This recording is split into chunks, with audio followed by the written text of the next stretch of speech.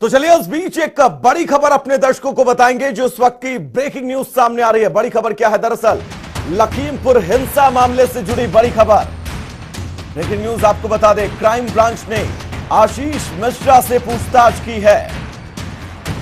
6 घंटे से ज्यादा ये पूछताछ चली है। बड़ी खबर इस बीच आपको बता दें, पूछताछ के बाद आशीष को हिरासत में लिया गया है। ये खबर सूत्रों के हवाले से आपको बता रहे हैं हम। दरअसल लखीमपुर हिंसा मामले में आशीष मिश्रा से तकरीबन 6 घंटे से ज्यादा वक्त तक पूछताछ चली और अब सूत्रों के हवाले से खबर यह है कि आशीष मिश्रा को हिरासत में ले लिया गया है। बड़ी खबर इस बीच, पूछताछ के बाद आशीष को हिरासत में लिया गया है। बड़ी खबर आपको बता दें, लखीमपुर हिंसा मामले से जुड़ी है बड़ा अपडेट क्या है? दरअसल आपको बता दें, क्राइम ब्रांच ने आशीष मिश्रा से पूछताछ की है और यह पूछताछ तकरीबन 6 घंटे चली और अब सूत्रों के हवाले से खबर यह कि आशीष मिश्रा को फिलहाल हिरासत में ले लिया गया है। और पॉइंट टू पॉइंट आप सबकी टीवी स्क्रीन पर था कि आप ये 3 अक्टूबर को हुआ प्रकरण और आज 9 अक्टूबर अब तक क्या कुछ हुआ, सब कुछ बिंदुवार बहुत आसानी से समझ सके।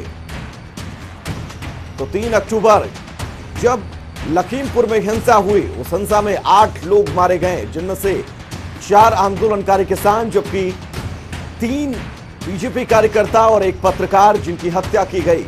इस पूरे मामले में लगातार जांच जारी है। विपक्ष पूरी कोशिश कर रहा है सरकार को घेरने की इस मामले में, फिर वो चाहे कांग्रेस का केंद्रीय नेतृत्व हो, समाजवादी पार्टी हो, बहुजन समाजवादी पार्टी हो, आम आदमी पार्टी हो। और इसी बीच बड़ा अपडेट ये, आशीष मिश्रा से 6 घंटे पूछताछ और अब उन्हें हिरासत में लिया गया है।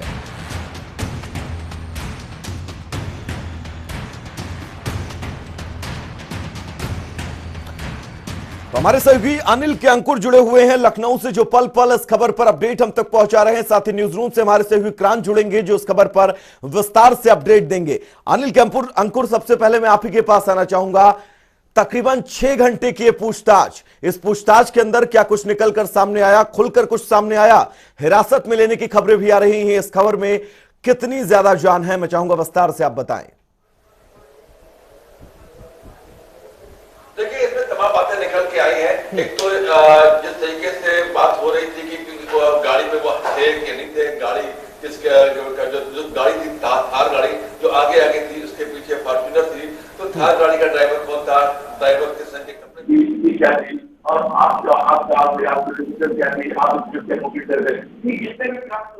मूवमेंट कर रहे, ये जितने भी क्रॉस क्वेश्चन होते हैं जैसे पुलिस करती है, ये क्राइम ब्रांच की पुलिस जांच करने की है, लेकिन ऐसे तमाम क्वेश्चन जो मौके पे हमारे रिपोर्टर है तौकीर अहमद मौजूद रहे हैं, काफी समय किया है, तो मैं उनसे चाहूंगा कि तौकीर में हमारे साथ मौजूद है, मैं उनको लेना चाहूंगा इस टीम पे कि वो कुछ सहयोग करें कि और क्या क्या जांच के पहलू रहे। तौकीर जी, आप एक बार आइए मेरे पास, ये बताइए कि आखिर आपने किस तरीके से इस जांच को देखते हैं, क्योंकि जांच बहुत गंभीर है, मामला बहुत गंभीर है, कैसा लगता है आपको? देखिए, ये जब 3 तारीख घटना थी और उसके बाद से लगातार इस बात की मांग हो रही थी कि आशीष मिश्रा को गिरफ्तार किया जाए।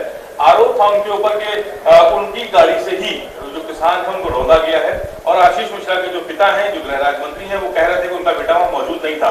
तो सवाल यही उठ रहे थे कि उनका बेटा वहां मौजूद नहीं था तो वो कहां था आखिर। अभी जब वो कल लखनऊ में थे, उनसे पूछताछ की गई, उनसे पूछा गया कि उनका बेटा फरार चल रहा है, तो उन्होंने कहा मेरा बेटा फरार नहीं है, वो अपने घर पर मौजूद है। तो सवाल यही था कि उनकी गिरफ्तारी कब होगी। आज सुबह 11 बजे वो पहुंचे, करीब 7 घंटे से ज्यादा की गहन पूछताछ हुई है। कई ऐसे सवाल थे जिसका जवाब नहीं दे पाए हैं। इसके बाद माना जा रहा है कि उनको हिरासत में ले लिया गया है और उसके बाद भी कुछ देर बाद मजिस्ट्रेट सामने पेश किया जाएगा। 302 जैसी धारा है, संगीन धारा है, तो इसमें कहीं ना कहीं इनको बेल मिलने के लिए आसार नहीं दिख रहे हैं। देखिए, एक ही मैं जानना चाहूंगा कि जिस तरीके से जांच के आजकल मोबाइल रखते हैं, मोबाइल यूज करते हैं, तो घटना के समय मोबाइल के टावर कौन से थे, ये भी जानने की कोशिश की होगी पुलिस ने। आज की पूछताछ में ये मुद्दा रहा हुआ कि नहीं रहा, क्योंकि टावर से बहुत ज्यादा आइडेंटिफिकेशन हो सकता है, ये मौके पे थे कि नहीं थे, क्या रहा है? देखिए, इस बारे में इनकार नहीं कर सकता कि वो मौके पे नहीं थे, क्योंकि जो जगह में घटना है वहीं पर विरोध प्रदर्शन कर रहे थे किसान और डिप्टी सीएम केशव प्रसाद मौर्य का कार्यक्रम लगा था, तो जाहिर तौर पर जो वहां के गृह राज्य मंत्री थे, वहां के सांसद थे लखीमपुर के, और उनका बेटा उस प्रोग्राम में शामिल होगा, ये तो इसमें सवाल नहीं उठता। लेकिन सवाल ये था कि जो रौंदने वाली गाड़ी है, आखिर उसको ऐसी क्या जरूरत थी कि वो रौंदते हुए उनको निकली? सवाल, और उसके पीछे जो फॉर्च्यूनर गाड़ी वो भी बेतहाशा दौड़ रही थी। अगर डिसबैलेंस थी तो थार डिसबैलेंस हो सकती थी, थार में पथराव हुआ, वो बेतहाशा भाग सकती थी। सवाल यही था कि उसके पीछे फॉर्च्यूनर गाड़ी दौड़ रही थी, वो भी उसी स्पीड से उसको फॉलो क्यों कर रही थी? तो कई तरह के सवाल थे, तो आशीष मिश्रा शायद उसका जवाब नहीं दे पाए हैं। इसके अलावा अभी इसके पहले 2 गिरफ्तारियां पहले भी सामने आ चुकी है, लवकुश और आशीष पांडे की। लेकिन तीसरी गिरफ्तारी जो अहम गिरफ्तारी थी, अगर पुलिस इनको गिरफ्तार करके जेल भेजती है तो फिलहाल ये परेशानियां जरूर खड़ा करेगी अजय मिश्रा के लिए, क्योंकि 302 की जैसे संगीन धारा है, उसमें अभी हाईकोर्ट से नीचे की बेल में नहीं होनी है, तो मुश्किलें जरूर खड़ी होने वाली है। किसान मोर्चा, किसान यूनियन लगातार कहते रहे कि केवल यही नहीं थे आशीष मिश्रा ही नहीं थे, बल्कि तमाम दोस्त थे। क्या लगता है कि उनके दोस्त और कौन ऐसे दोस्त हैं जो इस घटना में हो सकते हैं, या उनकी गिरफ्तारी की संभावना या संख्या बन सकती है?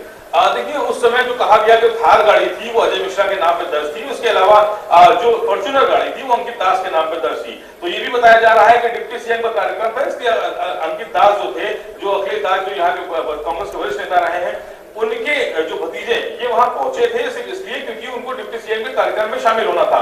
लेकिन जो थार गाड़ी दौड़ती नजर आई है, जो वीडियोस अभी तक सामने आए हैं, और उसमें पीछे जो फॉर्च्यूनर गाड़ी दौड़ रही है, उसमें कहीं ना कहीं ये दिख रहा है कि फॉर्च्यूनर गाड़ी उस थार की गाड़ी को फॉलो कर रही है, और थार रास्ता बनाने के लिए, उस फॉर्च्यूनर गाड़ी के लिए रास्ता बनाने के लिए वो बेतहाशा दौड़ रही थी। और आज अखिलेश यादव ने भी एक सवाल उठाया है कि जो तेजिंदर विर्क हैं, जो घायल हैं और जो गंभीर रूप से उनका इलाज चल रहा है मेदांता में, समाजवादी पार्टी के नेता है, उनसे कुछ गहमा गहमी भी अजय मिश्रा की चल रही थी। इसी को लेकर तेजिंदर विर्क को भी निशाना बनाया गया था, और पूरे जो प्लानिंग थी वो टारगेट तेजिंदर विर्क। इसमें एक बात और है, जिस दिन घटना हुई, घटना से कुछ देर पहले आज अजय मिश्रा जो है किस तरीके से भाषण दे रहे थे, उस भाषण में उनका ये था जब बलिया हो, बलिया से लखीमपुर हो गए, मैंने एक को देख लूंगा। इसका क्या मतलब है? क्या पुलिस किस नजरिए देखती है?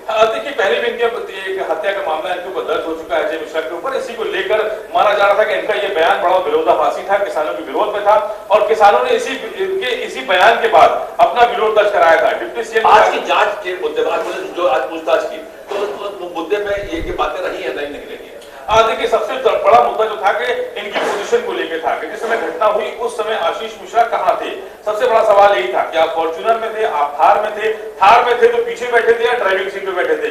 क्योंकि जो वहां के लोग हैं, जो वहां के किसान थे, जब हम लखीमपुर पहुंचे थे घटना को कवर करने के लिए, तो वहां के जो आम लोग थे, जो उस घटना में चश्मदीद भी थे, उनका साफ तौर पर कहना था कि ड्राइविंग सीट पर आशीष मिश्रा खुद मौजूद थे, और जो ड्राइवर जिसको बताया जा रहा था, उसका एक वीडियो भी बाद में आया, जिसने एक पीली शर्ट पहन रखी थी, उसने कहा कि भैया गाड़ी चला रहे थे और मैं पीछे बैठा था, और उसकी मौत भी हो चुकी है। तो कहीं ना कहीं सवाल अब ये उठता है कि इस जो पूरा मामला है, इसमें क्योंकि इंटरनेट सेवाएं बंद है, वहां पर जो सेवाएं बहाल होंगी, तो माना जा रहा है अभी वो भी तस्वीर शायद सामने आ जाए, जिसमें साफ तौर पर आशीष मिश्रा को ड्राइविंग सीट पर देखा जाए। जी, तो जिस तरीके से हमारे सहयोगी डॉक्टर ने बताया कि क्या वहां पर स्थिति कैसी थी और क्या था, आज की पूछताछ में तमाम बिंदु निकल के आए हैं। लेकिन अब न्यायिक हिरासत में जाने के बाद कोर्ट के हाथ में होगा कि कितने दिन जेल रखा जाए, या न्यायिक हिरासत दिया या पुलिस रिमांड में दिया है। जी अनिल, वाकई आगे क्या कुछ प्रक्रिया होगी, इसके लिए थोड़ा सा इंतजार शायद करना होगा। अपने सहयोगी क्रांत के पास में चलना चाहूंगा। क्रांत, स्पष्ट तौर पर अजय मिश्रा जब उस पूरी हिंसा के बाद सामने आए, उन्होंने साफ शब्दों में कहा कि उनका पुत्र इस पूरे मामले में मौजूद नहीं था घटनास्थल पर। खुद आशीष मिश्रा सामने आते हैं मीडिया के, और वो कहते हैं कि वो खुद उस हिंसा में वहां पर मौका वारदात पर मौजूद नहीं थे। 6 दिन की लुका छुपी का ये खेल, और फिर आज तमाम साक्ष्यों के साथ उन्होंने एसआईटी के सामने सरेंडर किया। ये घटनाक्रम क्रांत क्या कुछ कहता है आपके नजरिए से?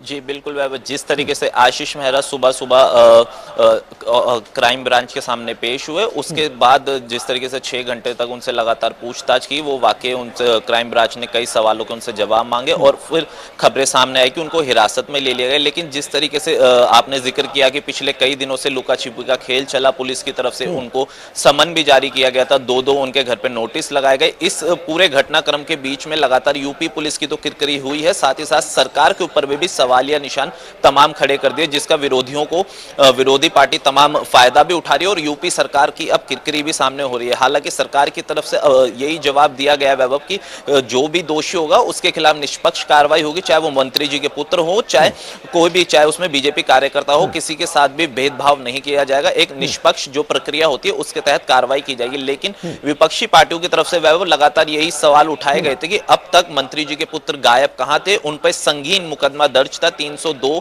जो कि एक हत्या का मुकदमा है वो दर्ज था। और जिस तरीके से पिछले ही दिन सुप्रीम कोर्ट ने भी सख्त टिप्पणी करते हुए कहा कि अब तक यूपी सरकार ने आरोपियों को हिरासत में क्यों नहीं लिया गया, अगर ऐसा ही किसी और व्यक्ति ने, शख्स ने किया होता, क्या सरकार उसके साथ यही रवैया अपनाती। राम, लौटूंगा आपके पास, अपने सहयोगी अनिल के पास में चलना चाहूंगा।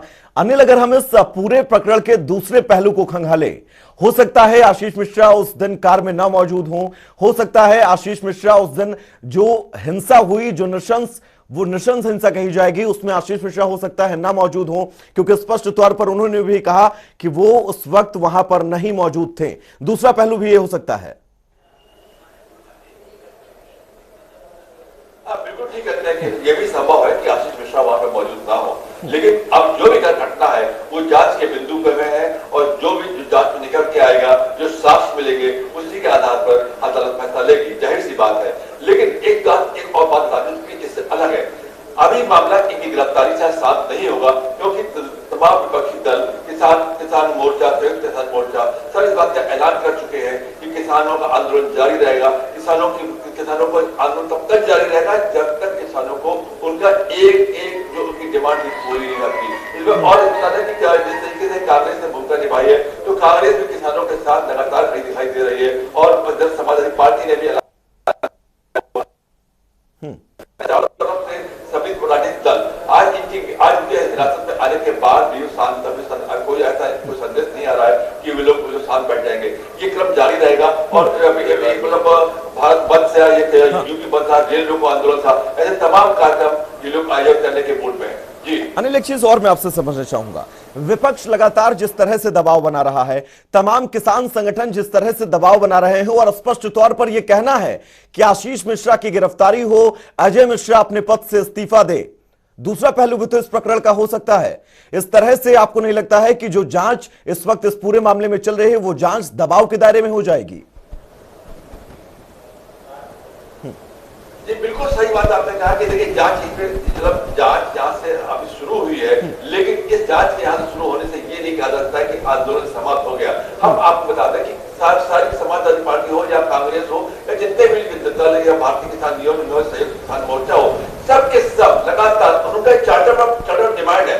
उन चार्टर डिमांड के आधार पर चाहते हैं बिंदुवार वो जब तक पूरे नहीं होंगे उनका आंदोलन जारी रहेगा। मैं फिर से एक बार टॉकी को साथ देता हूँ, टॉकी लगातार मौके पर घटनास्थल पे लगातार गए और उन्होंने एक चीजें देखी है। मैं टॉकी को साथ देकर पूछना चाहूंगा कि टॉकी जी आप मौके पर आंदोलन है कांग्रेस है या जो संगठन है वो इस पर एक बार बात हो जाए कि आगे जाएंगे और कैसे करेंगे। आगे के साथों पर जो पहली बात जो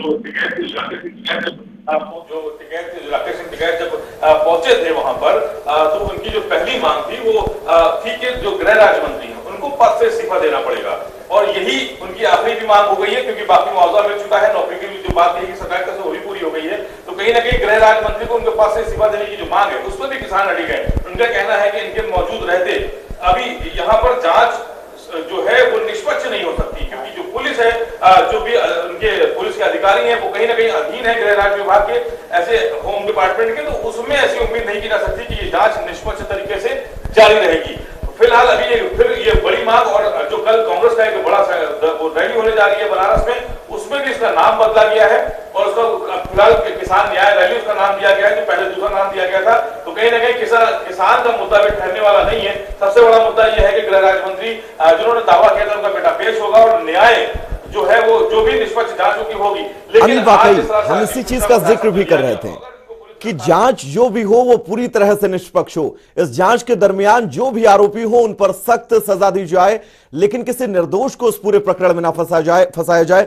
मंशा सबकी यही है। जाहिर सी बात है, जो लगातार विपक्ष इस पूरे प्रकरण पर हमलावर है अंदर खाने, उसकी भी मंशा यही होगी कि निष्पक्ष जांच हो, जो दोषी हो उस पर सख्त कार्रवाई की जाए। अनिल, बहुत बहुत शुक्रिया। तौकीर, आपका भी बहुत बहुत शुक्रिया। क्रांत, आपका भी बहुत बहुत शुक्रिया इस तमाम जरूरी अपडेट्स के लिए।